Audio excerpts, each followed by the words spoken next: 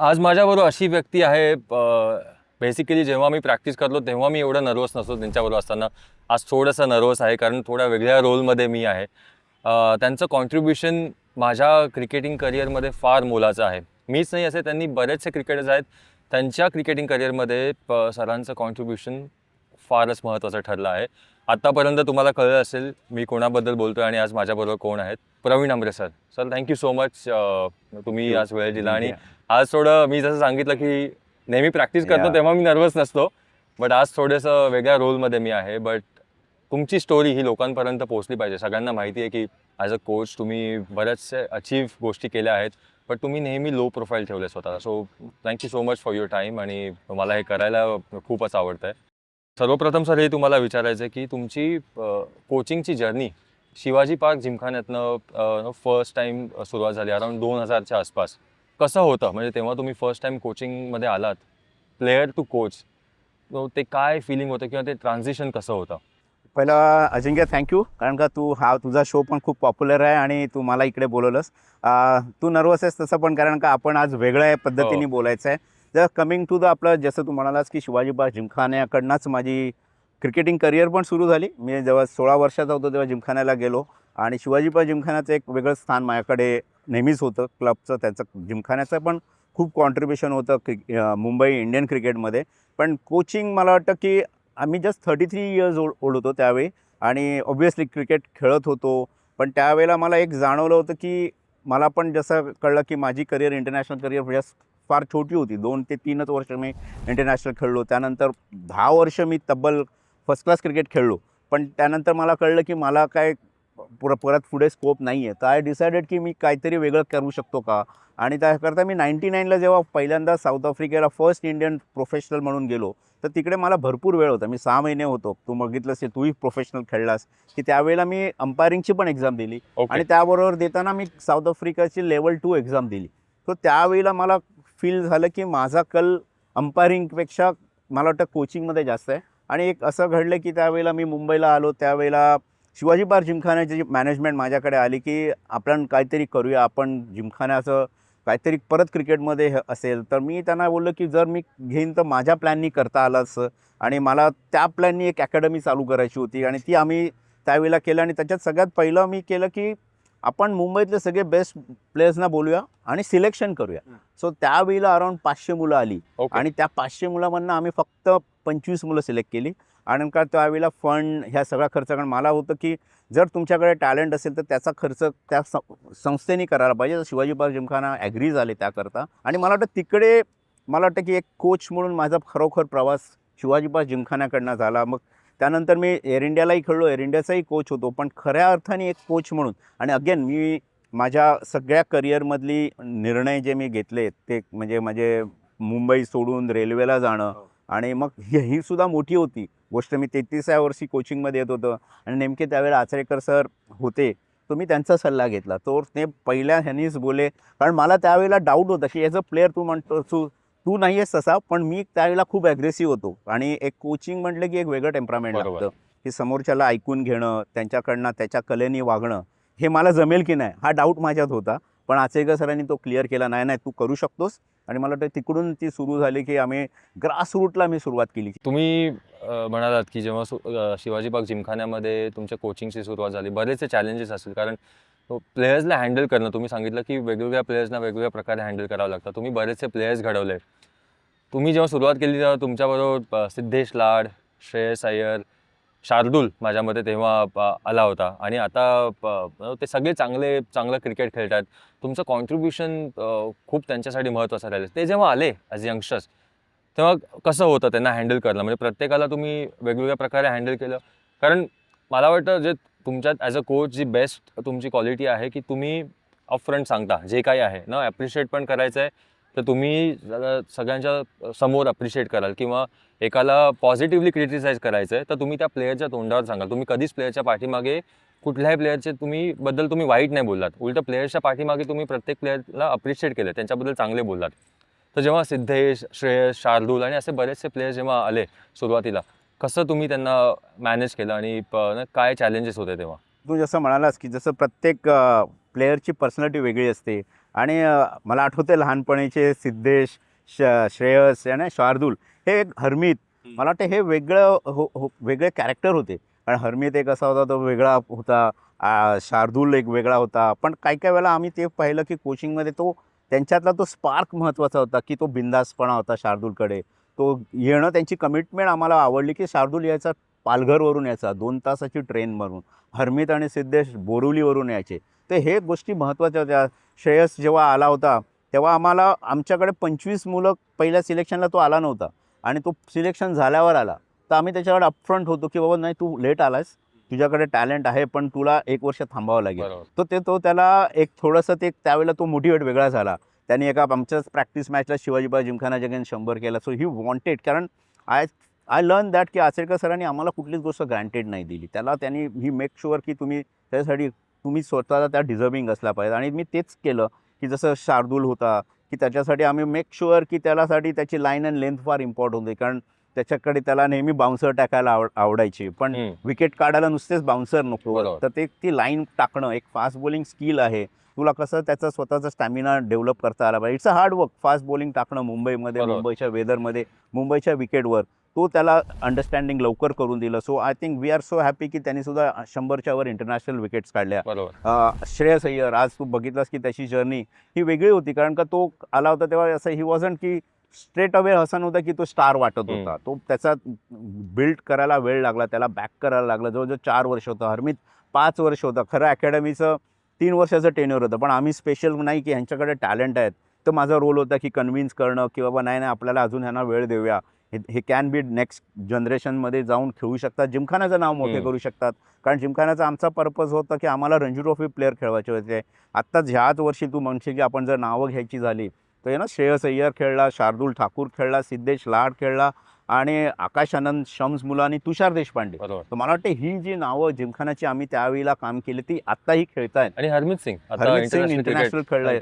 So is like आम्हाला ते गोल होतं की की आम्हाला दॅट वॉज मोटिवेशन होतं आमच्यासाठी, की आम्ही स्वतः त्यावेळेला आम्ही लकी होतो की आमच्यावर पद्माकर शिवलकर होते, ज्यांनी आम्हाला गाईड केलं. कारण ते एक ही लेजंड होते की त्यांनी कसं ह्या मुलांना हरमीतकडनं लक्ष देऊन दिलं की कसं सिम्पल की एक लेफ्ट हँड स्पिनरला काय महत्त्वाचं असतं हे त्याच्या लहानपणीच टाकलं.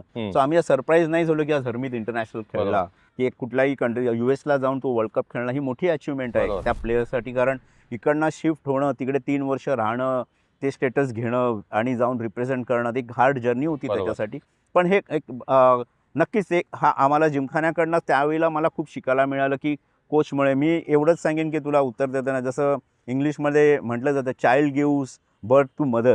I think same thing it happened like to me, like a student give me the birth to me as a coach. कारण का माझा ती जर्नी, आय नेवर डिसाइडेड की मी कोच बनायचं आहे. It happen to me. आणि मी तसं ॲब्झॉर्व करत गेलो, लर्न करत गेलो आणि मी स्वतःला अपडेट करत गेलो की काय गेम काय आहे आणि कसं कोच म्हणून असेल. जसं तू म्हणालास की मी प्लेअर होतो तेव्हा मला जाणवलं होतं की जर मला बॅकिंग मिळालं असतं तर मी वेगळा होऊ शकलो असतो. तर मी का नाही ते दुसऱ्या प्लेयर्सना जनरेट करू, तो सपोर्टिंग हँड मी त्या प्लेयर्सना देऊ की त्यांच्या करिअरमध्ये. तू जसं म्हणालास की श्रेयस रणजी ट्रॉफीच्या वेळेला पण त्याचे पहिले 3 मॅचेस चांगल्या नव्हत्या गेल्या, पण त्यावेळेला ते बॅक करणं ते श्रेयसच्या करिअरसाठी किती इम्पॉर्टंट होतं हे त्याला आणि मला माहिती. तुम्ही श्रेयसबद्दल बोलला सर, बट मला आठवतंय आपली भेट म्हणजे थोडीशी भेट अशी झाली जेव्हा तुम्ही अंडर 19चे सिलेक्टर म्हणजे चीफ सिलेक्टर होतात, चेअरमॅन इंडियाचे. तेव्हा आपली भेट झाली. बट नंतर जेव्हा मी मुंबई टीममध्ये आलो तिकडनं ॲक्च्युली तुमच्या अंडर मी खेळलो आणि आपलं रिलेशनशिप तिकडनं बिल्ड होत गेलं. माझे पहिले 4-5 मॅचेस मला पण माहिती आहे कसे होते, सगळ्यांना माहिती आहे, तुम्हालाही माहिती आहे कसे होते. आणि तिकडनं मला आठवतं तुम्ही एकच होतात ज्यांनी मला बॅक केलं. आणि बाकी बऱ्याचशा गोष्टी होत्या ज्या गोष्टी जे लोक मला बॅक करत नव्हते. तुम्ही असं सर काय बघितलं? पहिली गोष्ट जसं म्हणालास की मी चेअरमॅन होतो आणि तुझ्याबद्दल एक थोडासा सॉफ्ट कॉर्नर एवढा होता की मलाही तुझं बॅकग्राऊंड माहिती होतं की तू त्यावेळेला डोंबिवलीवरून येत होतास. आणि इंडियाचा मी जेव्हा चेअरमॅन होतो तेव्हा नक्कीच मला इंडिया जिंकण्यासाठी टीम मी बनवत होतो आणि त्यात तुझं निवड झाली होती. माझ्या बाकीच्या कलिग्सना मी कन्व्हिन्स करू शकलो होतं की ह्याच्यात पोटेन्शियल दिसतंय मला. आणि तुला तो ब्रेक मिळणं त्यावेळेला मला वाटतं फार इम्पॉर्टंट होतं की ॲज अ प्लेअर एक वेगळा कॉन्फिडन्स वाटतो की अरे मी इंडियाला खेळू शकतो. मला वाटतं तिकडे तो तुझ्यासाठी होता. आणि तू जसं म्हणालास की जेव्हा मी मुंबईचा कोच झालो, जेव्हा तुझा डेब्यू होता पहिलं वर्ष, त्यावेळेला जेव्हा मी निवड समितीकडे गेलो तेव्हा मी अक्षरशः मागून घेतलं की मला हा प्लेअर पाहिजे.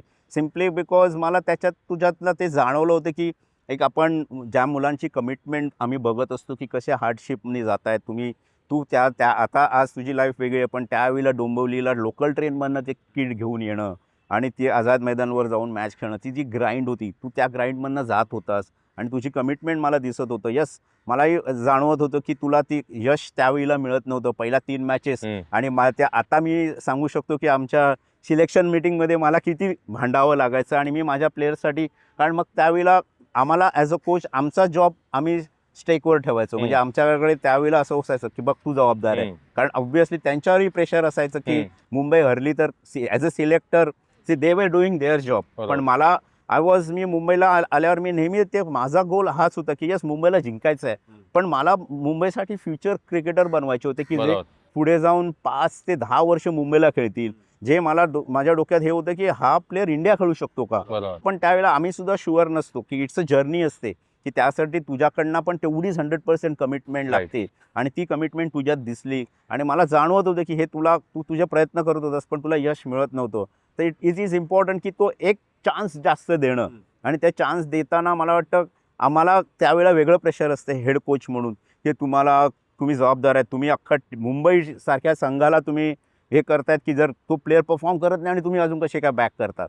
पण तो आम्ही जबाबदारी घेतल्यावर मग तेही शांत व्हायचे की नाही कोच रिस्पॉन्सिबिलिटी घेतोय ना, उद्या आन्सरेबल तो आहे. तर मला तो आतून कॉन्फिडंट होता की तुला ती एक इनिंग हवी होती की ती एक ब्रेक मिळाल्या की तू वेगळ्या लेवलवर जाशील आणि तू यू नेव्हर डिसअपॉइंटेड मी की तुम्ही जे बॅकिंग केलं.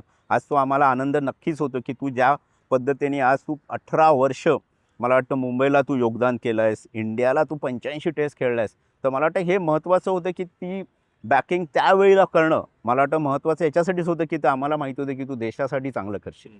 सर तुमचं कॉन्ट्रीब्युशन तर वेळोवेळी राहिलंच आहे माझ्या मते, हे आपण याच्याबद्दल बोलू. पण अजून एक महत्त्वाचं कॉन्ट्रीब्युशन पण मी सांगितलं असे बरेच तुम्ही कॉन्ट्रीब्युशन माझ्या ह्याच्यात केलात, तुम्ही नेहमी मला गाईड करत राहिलात. पण मला अजून एक इन्सिडेंट आठवतो जिथे माझं टेस्ट डेब्यू एकदम खराब झाला होता. लोकांनी एकदम राईट ऑफ केलं होतं. पण तुम्ही एकमेव व्यक्ती होता ज्यांनी मला फोन कॉल केला आणि सांगितलं की ही वेळ घरी बसण्याची नाही आहे. लोकांना बोलू दे जे काय बोलायचं आहे. आपण इथे पोचलो आहे क्रिकेटमध्ये चांगलं मग मेहनत करून, ग्राउंडवर येऊन मेहनत करून आपण येऊ आणि प्रॅक्टिस करू. आणि आपली इराणी ट्रॉफी होती तेव्हा. मला आठवत आहे मी घरी एकदम उदास बसलो होतो आणि बऱ्याचशा प्लेयर्सना तुम्ही असं बॅक केलं. तो फोन कॉल माझ्यासाठी माझ्या आयुष्यामध्ये एवढा महत्त्वाचा होता कारण आपलं तिकडनं जे प्रिपरेशन इराणी ट्रॉफी आणि त्यानंतर आपण साऊथ आफ्रिकेला जात होतो त्या प्रिपरेशनबद्दल मी नेहमी बोललो. सो असं काय तुमच्या डोक्यामध्ये येतं किंवा कशी ही तुमचे हे विचार हे कसे म्हणजे कुठून आले किंवा हे अत्रेकर सरांचीच हे शिकवण होती का? नक्कीच मी म्हणेन की मी त्याच्यासाठी मी म्हणेन की माझ्या वडिलांचं सुद्धा त्याच्यात योगदान आहे की माझे वडील आणि आचरेकर सर हे दोघं कधी मी पाहिलं की ते मोठे असे पैशाने वगैरे श्रीमंत नव्हते, पण मनाची श्रीमंती जी असते ती मी त्यांच्याकडनं शिकलो. का मला ते जाणवलं कारण का मी सुद्धा एक मिडल क्लास फॅमिलीमधला. आपण मराठी लोकांचं एक असतं की मला आय कॅन इमॅजिन की तू त्या फेजला त्या फेलियरला तुझी मानसिकता काय असू शकेल की तू अशी देवाने तुला संधी दिली आहे, तू एवढी मेहनत करून तू टेस्ट कॅप मिळवलीस आणि त्या टेस्ट कॅपला तुला पहिल्याच ह्याच्यात फेल्युअर आलं. मला त्याच वेळेला जाणवलं की ह्या वेळेला तुला सगळ्यात जास्त गरज आहे आणि may be that is what I fail की मला जसं तू म्हणालास की कोण फेल्युअर होतं तेव्हा कोण विचारत नाही, तू सक्सेस होतोस तेव्हा आपल्याला बरेच जण विचारतात. पण आय कॅन इमॅजिन की तू माझ्यासाठी एक असा स्टुडंट होतास की जो खूप प्रयत्न केला. मी तुला जवळून बघितलं, तुझं रणजी ट्रॉफीची करिअर बघितलीस की तू टेस्टला पण जे पोचला होतास तुला 5 वर्ष तू जवळजवळ 1000 रन्स केल्यास. मला आठवतं की तू त्यावेळेला एक प्रश्नही मला विचारला होतास की तू 4 वर्ष 1000 रन केले आणि तुला टी टेस्ट कॅप मिळाली नाही. आज तुझ्या ह्या शोवर सांगेन की मी त्यावेळेला तुला म्हटलं होतं की टेस्ट कॅप मी मिळवली आहे आणि त्याकरता तुला 4 नाही तर आपल्याला 8 वर्ष जरी 1000 रन करायला लागल्या तरी आपण त्या करूया, कारण ती टेस्ट कॅप ही स्पेशल आहे. मी नेहमीच तुमच्यासारख्या गुणी खेळाडूंना हे नेहमीच सांगितलं की IPL महत्त्वाची आहे पण टेस्ट कॅप महत्त्वाची होती. हे मी तुमच्या लहानपणीच तुमच्या मनावरती हे केलं होतं की आपल्याला टेस्ट कॅप जिंकायची आहे आणि तू जिंकली होतीस. पण मला नेहमी वाटलं की तू डिझर्व करतोस तिथे खेळणं आणि त्याकरताच मी तुला फोन कॉल केला की मला तुला त्यावेळेला घरातनं बाहेर काढायचं होतं. I wanted you go to the game, go and hit the nets जाऊन बॉल खेळ, पुन्हा खेळ, तो एक बॉल मिडल झाला की तुला तो कॉन्फिडन्स येणार होता. आणि मला तर तेच झालं की तू बघिशील किती इराणी ट्रॉफीच्या तुझ्या त्या 100 किती हो. महत्त्वाच्या होत्या तुझ्या करिअरसाठी, की बरोबर. तो बिलीव्ह आला की मी परत मला मला तुला तो बाउन्स बॅक करणं त्यावेळेला फार महत्त्वाचं वाटलं. कारण प्रत्येक प्लेअरला तो एक छोटासा आपण म्हणतो ना एक हात जरुरी असतो. बरोबर. त्यावेळेला there are many rivers to cross, आणि ते रिव्हर क्रॉस करताना कधी कधी आपल्याला खांद्यावर घेऊन जावं लागतं की तुम्हाला दाखवावं लागतो वे की ह्या करंट करताना. कारण इंटरनॅशनल क्रिकेट हे नेहमीच टफ असतं, कधीच इझी नसतं. आणि पण त्यावेळेला तुझ्यात ती गुणवत्ता मला जाणवत होती. फक्त तुला तो एक सपोर्ट हवा होता, आणि नुसतं सपोर्ट सहानुभूतीचे शब्द बोलून नाही, तर आपल्याला तुला ती चल आता तू कसं करू शकतोस. बरोबर. आणि मला वाटतं की ती इराणी ट्रॉफीची इनिंग, आणि तू जसं म्हणालास की साऊथ आफ्रिका, पण आणि त्यात एवढं चांगलं काय झालं होतं की मी स्वतः साऊथ आफ्रिकेला जाऊन आलेलो. बरोबर. आणि तू जसं एक वाक्य आत्ता बोललास की प्रिपरेशन, आणि मला वाटतं की तू जे प्रिपरेशन्स केलं आपण, म्हणजे जो माझा अनुभव होता की साऊथ आफ्रिकन विकेटवरती काय काय चॅलेंजेस येऊ शकतात, ते तुझ्याकडनं आपण तसेच प्रिपरेशन करून घेतलं की त्या लेवलचा बाउन्स येणार, त्यावेळेला तुझ्या काय इनिशियल मुवमेंट असल्या पाहिजेत, तुझा इम्पॅक्ट पॉईंट कुठे असला पाहिजे, तू कसा तो बॉल कन्सिस्टंटली मिडल करू शकतोस. आणि ह्या गोष्टी म्हणजे तू केलास. आता आपण तुझ्या शोवर आहे म्हणून नाही, पण मला वाटतं की ती तुझ्यात कॅपॅसिटी होती. कधी कधी त्या प्लेअरला त्याची जाणीव करणं आणि ते बॅकिंग केलं, तर मला वाटतं तो प्लेअर कुठे जातो. आणि ते मला वाटतं उदाहरण तूच आहेस. नाही, मी हे कधीच नाही विसरणार. सर तुम्ही म्हणालात 33 वर्षाचा तुम्ही होता तेव्हा, at the age of 33 you came as a coach, आणि तेव्हा पण तुम्ही ते क्लब क्रिकेट खेळत होतात. म्हणजे मी ऐकून होतो की तुम्ही क्लब क्रिकेटही खेळायचा, तेवढेच इन्व्हॉल्वमेंट होती, तेवढ्याच पॅशनेटली खेळायचात. पण जेव्हा क्रिकेट खेळता जेव्हा कोचिंगची तुमची जर्नी ची सुरुवात झाली, काय चॅलेंजेस होते? तुम्ही 3-4 वेगवेगळ्या स्टेट्सना खेळलात, सो तिकडे जाऊन तिकडे ट्रॅव्हल करून आणि त्यांच्याबरोबर खेळून चॅलेंजेस काय होते? एक तर ॲज अ प्लेयर तुम्ही इकडे येऊन कोचिंगमध्ये येताना, आणि बाकीच्या स्टेट्समधनं काय तुम्हाला शिकायला मिळालं? तर पहिलं तू जसं म्हणाला की मी ॲज अ प्लेअर बऱ्याच स्टेटला खेळलो. माझा जरी डेब्यू 1986ला मी 18 वर्षाचा होतो तेव्हा, त्यावेळेला आता जे मुंबई म्हणतात, पण माझ्याकडे कॅप आहे ती बॉम्बेची कॅप आहे, BCA कॅप आहे, नॉट MCA. तर तो मला वाटतं एक सगळ्यात मोठा कॉन्फिडन्स होता की मी 18 वर्षी बॉम्बेला रणजी खेळलो. तो मला एक कॉन्फिडन्स होता. पण आचरेकर सरांनी पुन्हा मला तो सल्ला दिला की नाही, तू रेल्वेला जा, कारण का रेल्वेला तुला खेळायला मिळेल. प्लस त्यावेळेला घरची परिस्थिती होती की मला एक सिक्युअर जॉब पाहिजे होता. तर घरची परिस्थितीसाठी तो जॉब घेणं पण तेवढंच महत्त्वाचं होतं, आणि तो प्रायोरिटी होती. त्यामुळे मला रेल्वेला गेलो. आणि रेल्वे म्हटलं की एक वेगळं होतं, एक बरोबर. ॲटमॉस्फिअर. म्हणजे तू जस्ट इमॅजिन कर बॉम्बेचं फॅसिलिटीज काय असतात जेव्हा मुंबईला खेळतो. आणि जेव्हा एक त्यावेळेला 30 वर्षापूर्वीची रेल्वेचं थिंग, आम्ही बोगीमध्ये राहायचो, तिकडे काही फॅसिलिटीज नव्हत्या. आणि एक जॉब मिळाला म्हणून बाकीच्या अजिबात फॅसिलिटी नाही, स्टेडियम नाही. आणि मग ते स्वतःला मला वाटतं, मला तर आता जेव्हा मी I look back, I feel की that grind was so critical. बरोबर. I think that hardship really made me what I am, because that is, म्हणाला की माइंडसेटच चेंज करावा बरोबर. लागला. But then I may realize की माझी जर्नी आहे, माझा गोल काय आहे. I think that pushed me a lot की मी ज्या ग्राइंडमधनं गेलो, बिकॉज आय थिंक तो ग्राइंड माझ्यासाठी इम्पॉर्टंट होता as a player to reach what I wanted to reach. That was my journey. I decided I want to play for India, and that grind was very, very critical. When you go to that grind, you feel why it's happening to me. But I look back now, I think that was very essential to make me very mentally strong. Sir, you spoke about late Athrekar sir, and everyone know about Athrekar sir, and you always been talking highly about Athrekar sir. जेव्हा सरांनी तुम्हाला सांगितलं की तुम्ही कोचिंगमध्ये येऊ शकता, तर तो सरांकडनं येणं, अत्रेकर सरांकडनं येणं तुमच्यासाठी तेवढं किती कॉन्फिडंट, म्हणजे तुम्हाला केवढा कॉन्फिडन्स फील झाला? वेल अजून की आपण आता बघितलं की क्रिकेटमध्ये तू सुद्धा बऱ्याच कोचेस खेळलास, कोचेसच्या अंडर गेलात. माझ्यासाठी ते कोच नव्हतेच, ते माझे गुरु होते. बिकॉज माझ्यासाठी सरांना, आपण आता ज्या ठिकाणी आहोत शिवाजी पार्कच्या बेंगॉल क्लबला, मला 10 वर्षाच्या असताना सरांनी मला त्यांच्या अंडर द विंग्स घेतलं. मला जे प्लेयर म्हणून जे घडवायचं काम होतं, आय कॅन मेक शुअर की त्यांनी नुसतंच मला घडवताना माझ्यासाठी तो पर्सनल वेळ दिला, की त्यांच्या खूप स्वतःच्या कमिटमेंट असताना पण मला घेऊन, जे जसं आपण म्हणतो की आपण सगळ्या स्टोरीज ऐकल्यात की ₹1 कॉईन असो, मग आम्हाला स्कूटरवरून घेऊन, टाऊनला मॅच असेल तेव्हा आम्हाला स्कूटरवरून घेऊन जाणं, ह्या खूप फार गोष्टी होत्या. आणि सगळ्यात महत्त्वाचं म्हणजे मी त्यांचा फेवरेट होतो. सो सरांचे एक पर्सनॅलिटी असे होते की कोणी त्यांच्या जवळ जायचे नाही. बरोबर. ते असे रागिष्ट होते, त्यांचा ओराच वेगळा होता. पण मला ते कधीच वाटलं नाही. माझ्या सेट ते एवढे ओपन होते, आणि मे बी त्यांना माझी कमिटमेंट त्यावेळेला लहानपणीच बघितली असेल. So I was very close. आणि मी त्यांना खूप जवळून बघत गेलो आणि आय वॉज ऑलवेज, माझ्यासाठी त्यांच्यासाठी एक ग्रॅटिट्यूड नेहमीच राहिला की त्यांच्या आजारपणात सुद्धा मी त्यांच्याच बरोबर होतो. आणि माझी करिअर जशी म्हणालो की छोटी असल्यामुळे त्यानंतर मला खूप वेळ मिळाला त्यांच्या एंड ऑफ त्यांच्या आयुष्यातल्या शेवटच्या 10 वर्ष मी त्यांच्या फार जवळून बघितलं की व्हॉट पर्सन ही वॉज. मला वाटतं की त्यांच्याकडनं शिकलो की क्रिकेटसाठी काय कमिटमेंट लागते एका कोचला. सो आय ऑलवेज फील की मी त्यांच्यासारखा 10% पण होऊ शकत नाही, कारण त्यांनी केलेलं कार्य, त्यांचं जी कमिटमेंट होती ती अनबिलिव्हेबल होती. मी शब्दात सांगू नाही शकणार, पण त्यांचा माझ्यावर खूप प्रभाव होता, कारण का मी त्यांच्या जवळजवळ 25 ते 30 वर्ष त्यांच्या जवळ होतो आणि त्यांची कोचिंगचे मी स्टाईल बघितली होती आणि प्लेयरला कसं बनवायचं. I think that was more important होतं की प्लेयरचे रूट कॉजवर जाणं आणि त्यांना त्यांच्या कोणाच्या, जसं आता आपण बोलूच तुझ्या प्राधान्याने पुढच्या याच्यात, की प्रत्येक प्लेयर वेगळा असतो. मग काहींना प्रेमाने बोलावं लागतं, कोणाला दम द्यावा लागतो. आणि तो एरा होता की जिथे कोच मारायचे. आणि आचरेकर सरांच्या स्क्वेअर कट खूप फेमस आहेत की त्यांना ते तिकडच्या तिकडे मुलांना तो एक धाक होता. पण मला वाटतं की ते त्यांची जी जजमेंट होती ना, ते मला वाटतं मी शिकण्याचा प्रयत्न केला की कसं लहानपणी टॅलेंट ओळखायचं. आणि असं नाही आहे की मी तुला त्याच्यात एकच उत्तर देईन की दुधात दही असतं, दहीमधनं तुम्ही ताक बनवता आणि ताकातनंच तूप मिळतं.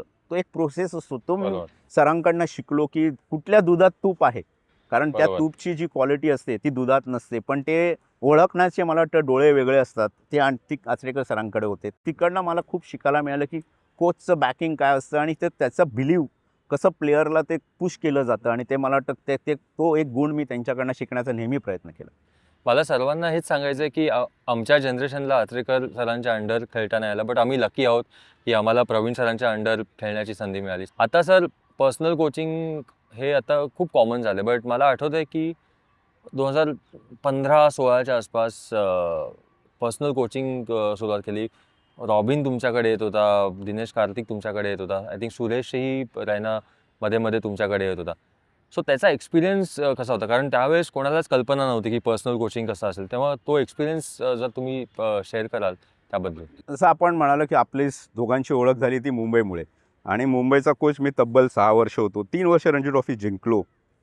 आणि मी त्यानंतर 6 वर्षानंतर ठरवलं, मला वाटलं की आपण काहीतरी वेगळं झालं पाहिजे. पर्सनल कोचिंगची आयडिया मला तशी जाणवली की मी बॅटिंग टेस्टला केलं आहे आणि तू आता जसं बघितलंस की बॅटिंगला गायडन्स करताना मला वाटतं फार कमी वेळेला खरोखर प्लेयरना गायडन्स मिळतो. कारण खूप कॉमनली बोललं जातं आणि त्या प्लेयरला त्या डिटेलमध्ये नाही.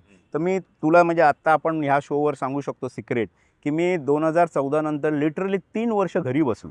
ओके. मी कुठेच कोचिंग केलं नाही. मी कुठलेच, कारण का मुंबई कोच गेल्यावर मला बऱ्याच असाइनमेंट येत होत्या बाहेरच्या स्टेटमधनं आणि चांगले पैसे मिळत होते. पण मी विचार केला की नाही, मी काहीतरी वेगळं केलं पाहिजे. तर मी स्वतःचं 3 वर्ष बसून मी स्वतःचं मॅन्युअल बनवलं की क्रिकेटमध्ये काही गोष्टी नाही. त्याकरता मी खूप जुने म्हणजे स्पेशली सर डॉन ब्रॅडमनपासून sir Gary Sobers, Sunil Gavaskar ह्यांचे सगळ्यांचे व्हिडिओ जवळून बघितले. ओके. आणि मग त्यानंतर मी व्हिज्युलाइज करायला शिकलो की मी काय गोष्ट ह्याच्यातली कॉपी पेस्ट केली आणि ह्या मी कुठल्या नवीन जनरेशनमध्ये जर आणली. कारण ते एवढे का सक्सेसफुल होते, तर त्यांचं टेक्निक काहीतरी होतं. काय ती एक गोष्ट आहे की आपण सगळ्या कोणाची आपण कॉपी करू शकत नाही.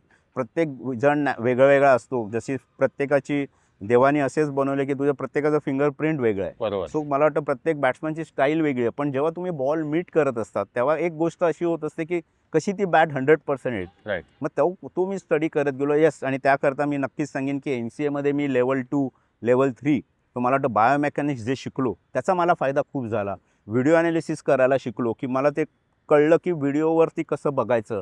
आणि मी नंतर तेच शिकलो की जसं तू ज्यांची नावं घेतलीस त्यांना प्रत्येकाला मी iPad त्यावेळेला आणलं, टेक्नॉलॉजी आणली. बरोबर. त्या टेक्नॉलॉजीने मी स्वतः खेळताना मी स्वतःचा व्हिडिओ कधीच बघितला नाही. टेस्ट मॅच खेळताना टेक्नॉलॉजी नव्हती. बरोबर. पण आता मी बघितलं की जर टेक्नॉलॉजी मी स्वतः शिकत गेलो, मी स्वतःला अपडेट केलं. जसं मी लेवल 3 झालो तेव्हा मला कळलं की बायोमेकॅनिक्समुळे सगळं बॅटिंगचं टेक्निकमध्ये काय काय गोष्टी घडत जातात. आणि जर मी त्या गोष्टी जर ह्या जनरेशनमधल्या प्लेयरना देऊ शकलो, आणि मला वाटतं नक्कीच मी जसं म्हणालं एक वाक्य बोललं की चाइल्ड गिव्ह बर्थ मदर, तर तसं रॉबिन बरोबर मला वाटतं आपल्याला थोडं क्रेडिट त्यालाही द्यावं लागेल. कारण तो पहिला क्रिकेटर असा होता की त्यांनी थॉट केला की प्रोफेशनली की मला हायर करायचं आहे सर, तुम्ही या, तुमची प्राईज मी देईन, पण मला पर्सनल कोचिंग. तर मला वाटतं तो थॉट रॉबिन्सचाही तितका महत्त्वाचा होता. कारण तो वेळेला तो एरा असा होता की तुम्ही कोणालाकडे हेल्प मागायला गेला तर तुमचा विकनेस समजायचा. बरोबर. पण तो रॉबिनकडे तो मला वाटतं क्वालिटी होती की ही ॲक्सेप्टेड की नाही मला मदतीची गरज आहे आणि तुम्ही मला ती करू शकता. बरोबर. आणि ही किंमत असंच नाही आलं की फ्रीली नाही, तो त्याचे चार्जेस त्यांनी दिले. मुंबईत 6 वर्ष राहिला, 6 वर्ष इकडे राहणं, हॉटेलचा खर्च, फ्लाईटचा खर्च आणि ते शिकण्याची वृत्ती होती की तो 18 वर्ष खेळला होता. तो T20 2007चा वर्ल्ड कप जिंकलेला चा मेंबर होता, त्यात परफॉर्म केला.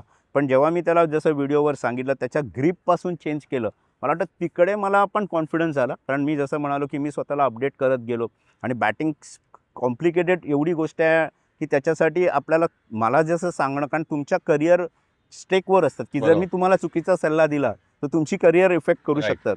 पण रॉबिनवर तो विश्वास होता की मी त्याचं करिअरमध्ये, कारण त्याला रेड बॉलमध्ये खेळायचं होतं, व्हाईट बॉल खेळायचाच होता.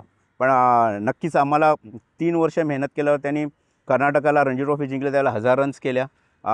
IPLमध्ये त्यावेळेला तो 2014 साली सगळ्यात जास्ती रन्स करून ऑरेंज कॅप केली. त्याचाही मोठेपणा आहे की त्यावेळेला ऑरेंज कॅप आणि तो जो चेक मिळाला होता तो घेऊन घरी आला की सर तुमच्या कॉन्ट्रीब्युशनमुळे मला ही ही कॅप आज मिळाली. मला वाटतं की हे मोठं आहे. पण तू जसं म्हणालास की मला त्यावेळेला रिअलाईज झालं की ॲज अ बॅटिंग कोच किंवा पर्सनल कोचिंगनी प्लेयर नेक्स्ट लेवल जाऊ शकतात आणि बॅटिंगमध्ये आपण स्वतःला इस्टॅब्लिश करू शकतो. पण त्याकरता माझ्यासाठी चॅलेंजेस हेच होतं की नुसतं बॅटिंग कोच नाही तर माझ्यासाठी त्यावेळेला आपण बोलूच की IPL पण महत्त्वाचं होतं आणि माझ्याकडे IPLचे कॉन्ट्रॅक्ट्स पण होते. तर मला ते दोन्ही बॅलन्स करायचं होतं, कारण IPLचा त्यावेळेला माझं राहणं पण महत्त्वाचं होतं, कारण का मी त्यावेळेला ऑप्शन टेबलवर बसत होतो. कारण तो पण मी रिअलाईज झालं होतं की जर आपल्या हातात पॉवर असेल, कारण त्यावेळेला माझ्याकडे पॉवर होती की मी प्लेयर्स सिलेक्ट करू शकत होतो ऑप्शन टेबलवर, तर ते मला सोडायचं नव्हतं. तर मी ते दोन्ही सांभाळण्याचा प्रयत्न केला आणि आता तर मी नक्की फक्त बॅटिंगवर लक्ष देतो. कारण हे एक वेगळं प्रोफेशन झालं. जसं तू म्हणालास की I was like a pioneer to start the personal coaching in India आणि त्यानंतर अनेकांना तो जॉब मिळाला की लोकांचा कॉन्सेप्ट कळला की बाबा हे, कारण क्रिकेट हा नेहमीच टीम गेम होता. आम्हालाही आणि रॉबिनला खूप क्रिटिसाईज केलं गेलं की अरे टीम गेम आहे आणि हा इथे पर्सनल कोचिंग कसं करू शकतो, एकाला कसं. पण तू स्वतः बॅट्समन आहेस, तू रिअलाईज करशील की काय माझा कॉन्सेप्ट होता की तुम्ही जेव्हा बॅटिंग करतात तेव्हा तू आणि बॉलर असतो, तुझे बरोबर. टीममेट नसतात. तुला डिसिजन घ्यायचं असतं. बरोबर. It is your decision. तू जरी टीम असलं तर त्यावेळेला तू इंडिव्हिज्युअलच आहेस. तुझा परफॉर्मन्स चांगला झाला तो टीमला त्याचा फायदा होतो आणि तोच रॉबिनच्या बाबतीत घडलं की रॉबिनने परफॉर्म केला, 1000 रन केला आणि कर्नाटक जिंकले. बरोबर. सो मला वाटतं की ते कळायला लोकांना खूप वर्ष लागलं, because I was the first to think like that Yeah. की पर्सनल कोचिंग बॅटिंगमध्ये केल्याने प्लेयर्स नेक्स्ट लेवल जाऊ शकतात. कारण आपण प्रोफेशनली त्यांच्याकडनं काम केलं जातं की दे आर आन्सरेबल असतात. ते पैसे दिल्यामुळे त्यांनाही एक असतं की जबाबदारी असते की अरे आम्ही पैसे पेमेंट केले तर आता मला ऐकावं लागेल. तर तसं same thing happen with Dinesh Karthik. प्रत्येक कॅरेक्टर वेगळा होता. सुरेश रैना वेगळा होता, कारण त्यांचे चॅलेंजेस वेगळे होते, त्यांचे प्रॉब्लेम्स वेगळे होते आणि ते माझी एक्सपर्टीज होती की त्याचा रूट कॉजला कुठे जायचं आहे मला. आणि त्याबरोबर तुलाही कौतुक करावं लागेल की मला जसं मी ह्यांच्याबरोबर कमिटमेंट असताना तू नेहमी आपले रिलेशन्स ठेवून तुझ्या आपण कोचिंगमध्ये जसं, कारण माझ्यासाठी तू नेहमीच फेवरेट होता आणि आपण जसं तुझी जर्नीमध्ये त्याच्यामध्ये मलाही जाणवत होतं की आपल्यालाही काम करायचं, पण तू कधी मध्ये डिस्टर्ब नाही करून दिलंस की माझं सेशन आहे. तू नेहमीच ॲडजस्ट केलंस आणि की तुझं पण करत गेलो, पण तू नेहमी अलाव केलंस की नाही रॉबिनवर काम करताय, दिनेशवर काम करताय आणि सेम टाईम आपण आपलं काम आज तब्बल 18 वर्ष केलं, पण हे कधी तू मला डिस्टर्ब करायला नाही दिलं. तुझ्या बाबतीत मला फक्त एक आज तुझ्या शोवर सांगेन की तुझ्यासाठी जेव्हा आपल्या प्रत्येक टूर महत्त्वाची होती, तू जसं मी म्हणालास की तू सेनामध्ये जाऊन रन्स केल्यास, त्या सेनामध्ये जेव्हा जाताना माझी जसं मी म्हणालो की एअर इंडियाची जॉब कमिटमेंट असल्यामुळे मला आठवतं की एक गणपतीचे दिवस होते आणि तुला त्या दिवशी गणपतीच्या दिवसात प्रॅक्टिस करायची आणि मी US ला माझ्या कामानिमित्त ऑफिसने जायचं होतं. तर मी US ला 4 दिवसामध्ये जाऊन काम करून आलो आणि तुझ्या दुसऱ्या दिवशी सेशन केलं. म्हणजे जेट लॅग काय असं कळलंच नाही. मी माझ्या ज्या क्रू बरोबर गेलो त्याच क्रू बरोबर परत आलो. पण मला वाटतं की दिस वॉज माझ्यासाठी ते कळत होतं की आपल्याला ते पुश करणं आणि ते करणं आणि आय एन्जॉयड दॅट. मला वाटतं की ते कोच म्हणून सुद्धा मला कळलं की नुसतंच ज्ञान देणं नाही, पण एक कोच म्हणून तुम्हाला पण वेगळी कमिटमेंट करावी लागते. तुमच्या प्लेयर्सला जेव्हा हवे तेव्हा तुम्ही अवेलेबल व्हावं लागतं. मग तुमची पर्सनल फॅमिलीच्या कमिटमेंट वेगळ्या राहतात. पण आय एन्जॉयड. जसं मी म्हणालो की माझ्या ह्या प्लेयर तुमचे कमिटमेंट बघून it pushed me to go to the next level. Mumbai टीमला कोचिंग करताना बऱ्याचशा मॅचेस म्हणजे अशा मॅचेस ज्या हरलेल्या मॅचेस आपण जिंकलो तुमच्या अंडर, पण हे क्रेडिट कधीच कोचला नाही मिळत, हे क्रेडिट नेहमी प्लेयर्सना जातं. ह्या सिच्युएशन किंवा हे जे चॅलेंजेस होते या प्लेयर्सना हँडल करणं, कारण Mumbai team dressing room handle करणं it's a very big thing, सगळ्यांना माहिती आहे. सो ते तुम्ही कसं ते मॅनेज केलं? मला जसं माझा टेस्ट डेब्यू टफ होता, मी म्हणेन की माझं मुंबई कोचिंगसुद्धा 2006ला जेव्हा झालो तेव्हा मी आय नेवर इमॅजिन होतं की मला असं दॅट वॉज रिअली नाईटमेअर होतं की मी पहिला मुंबईचा कोच झालो आणि आपण पहिल्या 3 मॅचेस हरलो आणि आपण पहिल्यांदा असं आलं होतं की आपण रेलिगेट होऊ आणि अशी सिच्युएशन आली होती की आपल्याला प्रत्येक रिमेनिंग 5 मॅचेस राहिल्या होत्या, त्या 5 मॅचेस आपल्याला आउटराईट जिंकायच्या होत्या. म्हणजे फॉरगेट अबाउट आपण पहिली इनिंग जिंकलो नव्हतो, प्रत्येक मॅच आउटराईट जिंकायची होती टू रेलिगेट होण्यापासून वाचण्याकरता. आणि ते मला वाटतं की आणि जेव्हा आम्ही थर्ड मॅच, मला आजही आठवतं की हैदराबादच्या अगेन्स्ट हरलो. इट वॉज अ हिस्टॉरिकल की हैदराबादने पहिल्यांदा मुंबई टीमला आउटराईट हरवलं हैदराबादमध्ये आणि मुंबई टीमच्या अगेन्स्ट जिंकल्यानंतर त्यांचं जे सेलिब्रेशन होतं ग्राउंडवर शॅम्पेन आणि ते म्हणजे मी आय कॅन सी दॅट की माझी टीम किती डाऊन होती. अमोल कॅप्टन होता, अमोललाही तेवढंच क्रेडिट द्यायला पाहिजे की आम्ही त्या तिकडनं जी टीम पिक केली. अमोलनी त्याच्या ह्याच्यात उल्लेख केला आहे की आम्ही हैदराबादला मी त्या फर्स्ट टाईम मला वाटत नाही मी टेस्ट क्रिकेट खेळताना मला स्लीपलेस नाईट आली, मी झोपलो नाही असं कधीच नाही झालं. पण त्या दिवशी हैदराबादला जेव्हा आम्ही तिसरी मॅच हरल्यावर मला झोपच नाही लागली, कारण का आय कॅन मेकआउट की अरे मी मुंबईचा कोच झाला आणि हे काय की आपण रेलिगेट व्हायला चाललो आहे. बरोबर. तर मी त्या रात्रभर जागून मी माझी नेक्स्ट टीम काय असली पाहिजे एक माझा प्लॅन आम्ही त्या दिवशी रात्री मी प्लॅन केला आणि अमोल आणि आम्ही सकाळी जेव्हा लवकर आम्ही ठरवलं की नाही आपण सकाळचं 7चं फ्लाईट घ्यायचं आणि आपल्याला नेक्स्ट डे मुंबईला जाऊन प्रॅक्टिस करायची. आणि अमोलला फ्लाईटमध्ये मी मला आठवतं की मी टीम दिली, ही आपली नेक्स्ट मॅचची टीम असणार आहे, आपण आजच्या आज जाणार. कारण मला आज जाणवत होतं की मला त्यावेळेला मीडिया पूर्ण माझ्या अगेन्स्ट, पूर्ण इकडे MCAमधले लोक, कारण दे स्टार्टेड डाऊटिंग का प्रवीण प्लेअर चांगला होता पण कोच म्हणून मुंबईला खाली नेलं. सो मी त्या गोष्टी स्वतः स्विच ऑफ प्लेअर असल्यामुळे माझ्याकडे ती शिकवण होती की Mindset, कसं हो. माइंडसेट करायला पाहिजे, प्रायोरिटी काय. आणि मला सगळ्यात इम्पॉर्टंट की माझ्या प्लेअरला मोटिवेट करणं आणि बिलीव्ह करणं की आपण आत्ताची ही प्रेझेंट करूया की आपण ही मॅच काढूया, मग बरोबर. पुढचं पुढे बघू. बरोबर. आणि असं करत करत आम्ही ती मॅच आउटराईट काढली, दुसरी मॅच आउटराईट काढली आणि आम्ही क्वालिफाय झालो सेमीफायनलला. मला वाटतं की देवाने त्याहीपेक्षा मोठी परीक्षा ठेवली होती, कारण मी माझ्या पुस्तकाचं नावही ठेवलं 0 for 5 की जर मी त्या वर्षी जर ते 0 for 5ला आम्ही जर हरलो असतो आणि मला वाटतं आय विल बी द पहिला पर्सन असतो की माझा जॉब गेला असता. आणि माझी कोचिंग करिअर आज तू बघ 2006, आज आपण 2026मध्ये बरोबर. 20 वर्ष मी कोचिंग करतोय. म्हणून पण 0 for 5 नंतर जी आम्ही मॅच जिंकलो, सेमीफायनल जिंकलो आणि फायनल जिंकलो, तर मला वाटतं की त्याचं क्रेडिट मला वाटतं की त्यावेळेच्या जो जसं म्हणाला की ते मॅनेज करणं 0 for 5 नंतर कसं कूल राहून की कशी एक पार्टनरशिप विनायक सामंतच्या 50 आणि निलेश कुलकर्णीच्या रन्स ह्या इतक्या महत्त्वाच्या झालेल्या बरोबर. की आपण ती सेमीफायनल बरोड्याच्या अगेन्स्ट 0 for 5 असताना पण आपण मॅच काढली आणि आपण फायनलला खेळलं. तू जसं म्हणालास की मुंबईचा कोच होणं एक कठीण असतं, त्याला मला आठवतं की बरेच जण आम्हाला बोलतात की अरे तो काटेरी मुकुट आहे, कारण की तू जसं म्हणालास की ते पहिल्याच वर्षी जर टीम बघशील आम्ही फायनलला खेळलो, हँडल करायचे होते ते प्लेयरची टीमचं नाव सांगतो तुला, सचिन तेंडुलकर, झहीर खान, वसीम जाफर, अमोल मुजुमदार, रोहितचं पहिलं वर्ष होतं, असं रमेश पवार, सो अजित आगरकर, म्हणजे ही वेगवेगळी कॅरेक्टर होती. बरोबर. तू जसं म्हणालास ते इंडियाला खेळलेले होते. आज सचिन त्यावेळेला 2006मध्ये खूप मोठा स्टार होता आणि त्याला येऊन रणजी ट्रॉफीला जाऊन त्यांचे रोल सांगणं बरोबर. आणि त्यांच्याकडनं करून घेणं. Zaheer was he was leading from the front. तर मला वाटतं पण त्या प्लेयर्सना मी स्वतः इंडिया खेळल्यामुळं ते एक वेगळा रिस्पेक्ट होता.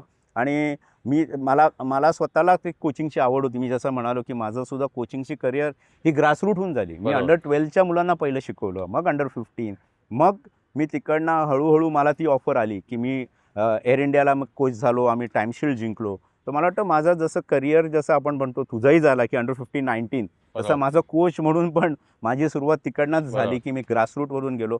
So I had a value की मला जो जॉब मिळतोय तो जॉब माझ्यासाठी महत्त्वाचा आहे आणि तितकाच त्या इन्स्टिट्यूटसाठी किंवा त्या फ्रँचायझीसाठी सुद्धा महत्त्वाचा आहे. बरोबर. जेव्हा सुरुवातीला तुम्ही आलात मुंबईचा कोच, तुम्ही इंडियाचं ही कोचिंग केले, आपण एकत्र टूर्स केल्या इंडियाच्या बऱ्याचशा.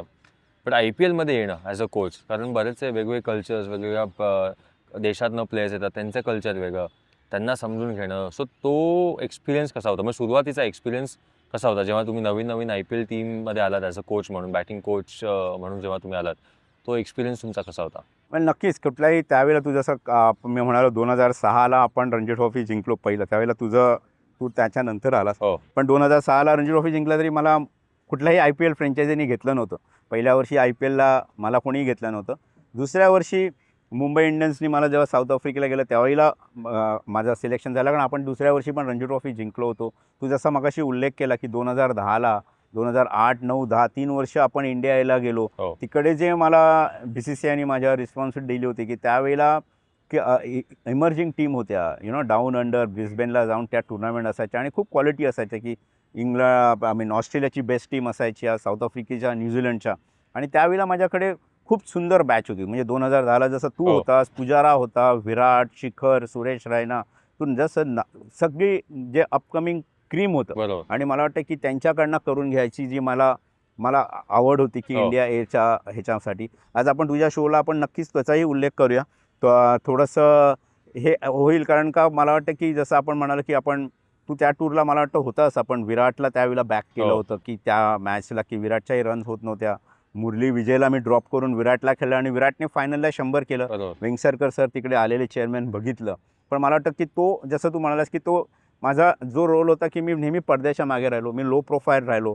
अनेकांनी वेगळ्याने त्याचं क्रेडिट घेतलं गेलं. पण मला माहीत होतं की माझा जॉब होता हे विराटच्या बाबतीत पण तेवढं क्रिटिकल होतं की त्याला त्या मॅचला ओपनला पाठवणं आणि बरोबर. 100 करायला त्याला हे करणं. त्याला आपण ड्रॉप केलं होतं आणि त्याला नंतर बॅक करून आपण त्याला खेळवलं. बऱ्याच वेळा मी आज सोशल मीडियावर बघतो की वेगळे लोक क्रेडिट घेतात. पण एनिवे मला एवढंच सांगायचं आहे की ती जर्नी होती. IPL माझ्यासाठी महत्त्वाची याच्यासाठी होती की मला त्यावेळेला ऑक्शन टेबलवर याच्यासाठीच होतं की जसे तुझ्यासारखा तू टॅलेंटेड होतास. पण मला ते एक ॲज अ कोच मी बघितलं की मला तिची एक पॅशन म्हणण्यापेक्षा एक ती हाय होतं की अरे आपण स्पॉट केलेला प्लेयर जर गेला तर मला त्याची ती एक वेगळी हाय असायची, ज्याची मला मजा वेगळी वाटायची. आणि मला वाटतं तोच मला दिल्लीच्या किरण ग्रंथींनी मला ती संधी दिली की मी दिल्ली डेअरडेव्हिलला मला हेड टॅलेंट स्काउट म्हणून मला तो जॉब दिला गेला. आणि मला ऑल ओव्हर इंडिया फिरून मला ते ऑक्शन टेबलवर माझ्याजवळ पॉवर होत्या की मी कोणाही प्लेअरला मी बॅक करू शकत होतो. आणि मला वाटतं त्याचं उदाहरण म्हणजे मी श्रेयस अय्यर, रिषभ पंत आणि पृथ्वी शॉ हे 18 वर्षाचे होते. T20 क्रिकेटच खेळले नव्हते. बरोबर. आणि मला वाटतं ती माझी जजमेंट होती. आणि तू जसं म्हणालास की ते मी खूप एन्जॉय केलं की त्या प्लेअरला त्यावेळेला बॅक करणं. कारण का तू जसं म्हणालास वेगवेगळ्या देशातले प्लेयर येतात, ते IPLचं स्टँडर्ड तू स्वतः आज 15 वर्षाच्या वर खेळला आहेस की IPLचं स्टँडर्ड वेगळं आहे. कारण 4 इंटरनॅशनल प्लेयर असतात, त्यांचं बॉलिंग स्पेशली. आणि ह्या मुलांना ते 18 वर्षीच्या मुलांमध्ये जर ती कुवत असली पाहिजे. कारण का जर मी रेकमेंड करतो आहे, कारण तो IPL फ्रँचायझी ओनर पैसे लावतो आहे, तर बरोबर. त्या पैशाला त्यांना जस्टिफिकेशन देणं. जसं मी म्हणालो की तो आपण किस्सा नक्कीच सांगूया की श्रेयस अय्यरची व्हॅल्यू त्यावेळेला 10 लाख होती. आणि माझ्या ओनरला मी श्रेयसला जवळून बघितलं होतं, कारण नुसतं अकॅडमीमधनं नाही तर त्यांनी मुंबईला त्यावेळेला 800 धावा केल्या होत्या रणजी ट्रॉफीला डेब्यू सीझनला. तर मी म्हणालो की ह्याच्यात काहीतरी स्पार्क आहे आणि किरण ग्रंथींना क्रेडिट द्यायला पाहिजे की 10 लाखाचे व्हॅल्यू असलेल्या प्लेअरला त्यावेळेला त्यांनी 2,60,00,000 दिले. बरोबर. आणि मला वाटतं की ही इम्पॉर्टंट स्टेप होती श्रेयसच्या करिअरसाठी सुद्धा, की त्याला एक कॉन्फिडन्स आला की मी एक पहिला अनकॅप प्लेयर आहे की त्याला एवढे पैसे मिळाले. आज गोष्ट वेगळी. आज तो पहिला मला वाटतं बॅट्समन असेल की त्याला 26 करोडच्या पेक्षा जास्त बरोबर. मिळालेत. तर मला वाटतं की ती मला वाटतं की तू जसं म्हणालास की IPLच्या ऑक्शन टेबलवर राहणं त्यावेळेला ती महत्त्वाचं होतं. कारण का ते तुम्ही बाहेर राहून कुठल्या प्लेअरला सपोर्ट नाही करू शकलं सर. आणि मला ते ऑक्शन टेबलवरती IPLचा टॅलेंट स्काउट म्हणून मी ते खूप एन्जॉय केलं. यस, कोचिंग स्टाफमधून पण एन्जॉय केलं. पण मला वाटतं की जर तू विचारशील तर मी सगळ्यात जास्त एन्जॉय केलं ते स्काउटिंगमध्ये. ओके. कारण ते माझ्यासाठी ते पॅशन होतं की प्लेअरना चूज करायचं. आणि तो जेव्हा प्लेअर करतो, तसं मग पृथ्वी पण म्हण किंवा पृथ्वी शॉ जेव्हा आणला गेला, तो पण 18 वर्षाचा होता. ऑक्शन टेबलवर तुला म्हणजे एवढं असतं की तिकडे 10 टीम असतात आणि त्या ऑक्शन टेबलवरती त्यांची तेवढी प्राईस देऊन घेणं, बरोबर. मला वाटतं की ते बॅकिंग वेगळं असतं. बरोबर. की तू आताही बघितलं असतेस की प्लेयर्स सेटल झाल्यावर पैसे द्यायला भरपूर जण असतात. बरोबर. पण जेव्हा तो नवीन असतो तेव्हा कुठल्याही फ्रँचायझी पैसे द्यायला घाबरतात. कारण तो डाव लावणं असतं त्यांच्यासाठी, की त्यांच्यासाठी प्रत्येक फ्रँचायझीला चॅलेंजेस पण असतात. कारण तुमच्याकडे तेवढी किटी नसते, पैसे मॅनेज करायचे असतात. तू बघशील तर प्रत्येकाची स्ट्रॅटेजी वेगळी असते. मुंबई इंडियन्स जेव्हा जातात तेव्हा त्यांच्या 80% मनी ते रिटेन करण्यातच जातात. सो त्यांच्याकडे तेवढे पैसे नसतात की नवीन प्लेयरसाठी. बरोबर. तू आता बघितलंस की त्यावेळेला तो फॉर्म्युला वेगळा वाटत होता. पण आता आज CSK पण तोच फॉर्म्युला घेतात की यंग प्लेयर्सवरती पैसे आज लावले जात आहेत, जो आम्ही 12 वर्षापूर्वी केलं होतं. बरोबर. तर त्याबद्दल तुमच्या स्काउटिंगबद्दल हे तर मी जवळनं बघितलं, जी तुमची नजर आहे, जे प्लेयर्सना ओळखणे ते तर मी बघितलं आहे. तर एक शेवटचा जर प्रश्न आहे, बट माझ्यामध्ये हा सर्वात महत्त्वाचा प्रश्न आहे. प्लेयर ॲज अ कोच जे काही आपण बनतो किंवा जे काही अचीव करतो, त्यामध्ये फॅमिलीचा सपोर्ट, फॅमिलीचा बॅकिंग हे फार महत्त्वाचं असतं आणि तुम्ही हे नेहमी फॅमिलीबद्दल नेहमी बोलत आलात, तुम्ही ते व्हॅल्यूज नेहमी ठेवलात. किती महत्त्वाचं राहिलं असेल तुमच्या आयुष्यामध्ये तुमच्या फॅमिलीचा सपोर्ट, तुमचे पेरेंट्स, मिसेस आणि मुलींचा सपोर्ट किती महत्त्वाचा राहिला? मला वाटतं की आज पहिल्यांदा असा हा प्रश्न घेतलास की आणि इट्स अ व्हेरी गुड. कारण का आपण खूप वेळेला ग्रँटेड घेतो. मी जसं म्हणालो की माझ्या आई-वडिलांचं, कारण तू जसं पहिलं म्हणालास की आपण खूप रोडवर असतो, ट्रॅव्हल करत असतो. त्यांना जेव्हा आपली गरज असते तेव्हा आपण अवेलेबलच नसतो आणि ते कधीच दाखवत नाहीत. त्यांना पण आपली प्रायोरिटी, त्यांना आपली करिअर महत्त्वाची असतात. सेम थिंग माझे आई-वडील, माझी बहीण आणि माझी मिसेसचा मला वाटतं मोठा रोल होता. कारण की बायको म्हणून तुला नंतर नक्कीच वाटतं की नवरा म्हणून तुम्ही क्रिकेटर असला तर ठीक आहे, पण माझी करिअर झाली होती. तिला क्रिकेटमध्ये अजिबात इंटरेस्ट नव्हता. So she was a very good housewife आणि तिने जे सॅक्रिफाईस केले, कारण का मी जसं घर बघणं हे महत्त्वाचं होतं. जसं तू म्हणालास की माझ्या दोन्ही मुली लहान होत्या, मग त्यांना शाळेमध्ये रोज ड्रॉप करणं, त्यांचा सकाळी उठून डबा करणं, त्यांना शाळेतनं आणणं, ह्या गोष्टी तिने ज्या केल्या आणि मला वाटतं की ते फार इम्पॉर्टंट होतं. आज तू स्वतः इंटरनॅशनल क्रिकेट एवढा खेळलायस, you are gone through that grind, की हे एक रोझी पिक्चर वेगळं असतं, पण त्यामागची जे लोकांचे खरोखर ज्यांचे सॅक्रिफायसेस असतं आपण म्हणू, आणि हे आपण बऱ्याच वेळा आपण नाही म्हणणार ग्रँटेड, आपल्याला त्याची जाणीव असते, पण वी आर समटाईम हेल्पलेस असतो. पण आय थिंक दिस इज तुझ्या शोवर आपण नक्की सांगू की not only for me but there are so many cricket जर बनवण्याकरता मला वाटतं जसं तू म्हणालास कोचेस असतात, सपोर्ट स्टाफ असतो आणि इंटायर सगळ्यात महत्त्वाचं फॅमिली असतं. कारण त्यांच्या त्या मिनिमम एक्सपेक्टेशन असतात. I think lot of credit goes to my entire family. So because I think that was a good question you ask, so I can at least तो मला आज त्यांना थँक्स तुझ्या शोमध्ये बोलता आलं. नाही sir, no thank you for your time. आणि म्हणजे मी हेच म्हणेन की मी खरंच खूप लकी आहे की तुमच्यासारख्या कोचच्या अंडर मी खेळतोय. अजूनही तुम्ही मला तेवढंच पुश करताय, जेवढं तुम्ही पहिल्यांदा मला बघितलं तेवढंच मला पुश करताय. आणि माझ्यासारखे असे बरेच प्लेयर्स आहेत ज्यांना तुम्ही मेन त्यांच्या कठीण प्रसंगी त्यांच्याबरोबर उभे राहता. आय थिंक ही क्वालिटी फार कमी लोकांमध्ये असते की माणसाच्या कठीण काळामध्ये त्याच्यावर उभे राहणं, ही आय थिंक तुमची क्वालिटी आहे. थँक्यू. पण तुझ्या शोबद्दल मी म्हणेन की बोलवल्याबद्दल. पण जाता जाता हेही तुझ्या प्रेक्षकांना सांगेन की जसं तू प्रश्न एक विचारायचा राहिलास की ॲज अ कोचेस आमचे पण काही फेवरेट असतात, सगळ्यात प्लेयर महत्त्वाचे असतात. पण मी म्हणेन की ॲज अ कोचेस एक आम्हाला डिलाईट एक असतं की कोणाबरोबर काम करायला. आज तुझ्या शोवर सांगायला आनंद होईल की जे तुझी कमिटमेंट होती आणि जे तुझ्याबरोबर काम करण्याला आज आपला प्रवास मोठा होता. तुला मी अंडर 17 पासून आज तुझा मी आज बघतोय, पण जी तुझी क्रिकेटबद्दलची श्रद्धा म्हण किंवा कोचेसबद्दल रिस्पेक्ट, मला it was really delight to work with you. कारण आज तुझ्या तोंडावर सांगतो, कारण मी अनेक क्रिकेटरबरोबर काम केलं आहे, पण जे म्हणजे तुला कधी पण कोणी सजेशन दिलं तर मला वाटतं मी जसं मी म्हणालो की मी खूप ॲग्रेसिव्ह होतो, पण तुझ्याकडनं बऱ्याच वेळा आला आहे की तू खूप शांतपणे सगळ्या गोष्टी हँडल केल्या. ती तुझ्याकडे पण ती क्वालिटी आहे आणि तुला पण जसं आज तू क्रिकेटच्या करिअरमध्ये आज आहेस, आता तू ह्या आपल्या शोनंतर IPLसाठी चालला आहेस, KKRचं पुन्हा कॅप्टन आहेस, तर मला नक्कीच मी देवाकडे प्रार्थना करेन की तुझं हे यशस्वी असावं तुझं हे वर्ष. कारण तुझं जी कमिटमेंट खेळाबद्दल आहे ते मला वाटतं ही सुद्धा नेक्स्ट जनरेशनच्या प्लेयरला सुद्धा तू एक असा रोल मॉडेल आहेस की तू कसं एक स्टुडंटनी कसं असावं. मी जसं म्हणालो की कोचसाठी म्हणजे तुझ्याबरोबर काम करताना हे always delight to work with you. Thank you sir. Thank you. Thank you. Thank you. Well done. For more such content, please like, share and subscribe.